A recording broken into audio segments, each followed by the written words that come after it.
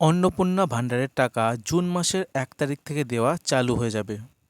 পশ্চিমবঙ্গ সরকার মহিলাদের প্রতি মাসে ৩,০০০ টাকা আর্থিক সাহায্য দিতে চলেছে। এই প্রকল্পের আন্ডারে কারা কারা টাকা পাবে আর কারা কারা টাকা পাবে না, এই ভিডিওতে আমি পুরো ক্লিয়ার করে বুঝিয়ে দেবো। আপনারা শুধু শুরু থেকে শেষ পর্যন্ত দেখতে থাকুন, পুরোটাই জানতে পারবেন। আগেরবার লক্ষ্মীর ভাণ্ডারের টাকার জন্য শুধুমাত্র অফলাইনে আবেদন করা যাচ্ছিল, কিন্তু এইবার সরকারের তরফ থেকে জানানো হয়েছে অন্নপূর্ণা ভাণ্ডারের জন্য অনলাইনেও আবেদন করা যাবে। আর তার জন্য একটা ওয়েবসাইট তৈরি হতে চলেছে এবং সেটা সামনের মাস থেকেই আবেদন করা শুরু হয়ে যাবে। আমরা সবাই জানি এর আগে যে যুবসাথী প্রকল্প ছিল তাতে অনেকেই টাকা পেয়েছে, আবার অনেকেই টাকা পায়নি। তার একমাত্র কারণ ছিল ডিবিটি লিঙ্ক। এই অন্নপূর্ণা ভাণ্ডারের জন্য প্রত্যেকটা মহিলাদের তার ব্যাংকে ডিবিটি লিঙ্ক করা থাকা দরকার, কারণ ডিবিটি লিঙ্কের মাধ্যমে সরকার বেনিফিশিয়ারিদের টাকা পাঠাবে।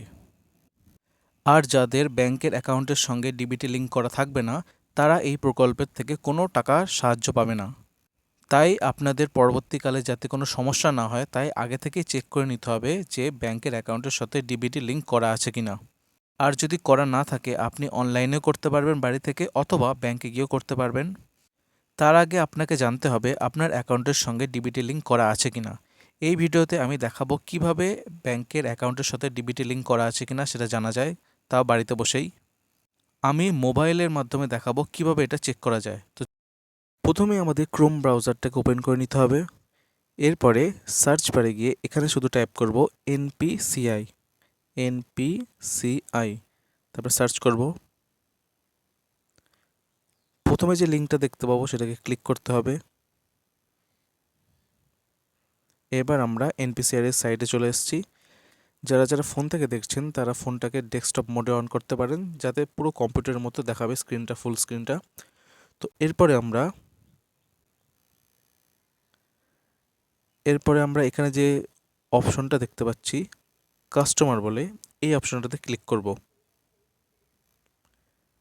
এই অপশনটাতে ক্লিক করলে এরকম একটা বক্স দেখতে পাবো, ডায়লগ বক্স ওপেন হবে। তো এইখানে গিয়ে আমরা কি করব, এইখানে গিয়ে এখানে ভারত আধার সিডিং এনেবল বলে একটা অপশন আছে, এখানটা ক্লিক করে দেবো। এটা ক্লিক করলে পরবর্তী এরকম একটা পেজ ওপেন হয়ে যাবে। তো এখান থেকে আমরা কি করব, এখানে যে অপশনটা দেখতে পাচ্ছি লেখা আছে যে আধার ম্যাপড স্ট্যাটাস, এই অপশনটাতে ক্লিক করে দেবো। এরপর আমাদের কি করতে হবে, এখানে শুধু আধার নাম্বারটা টাইপ করতে হবে আর ক্যাপচাটা টাইপ করতে হবে। আধার নাম্বার আর ক্যাপচা টাইপ করা হয়ে গেছে। এখানে আমরা টিপব চেক স্ট্যাটাস।